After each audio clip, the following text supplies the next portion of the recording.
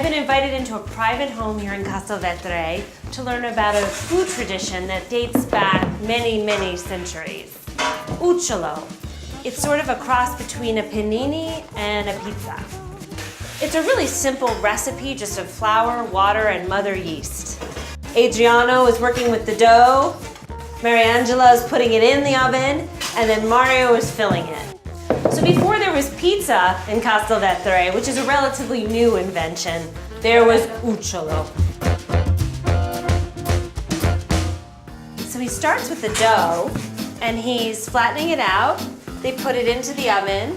Per quanti minuti? 2 minutes. So it cooks really fast. The oven must be really hot.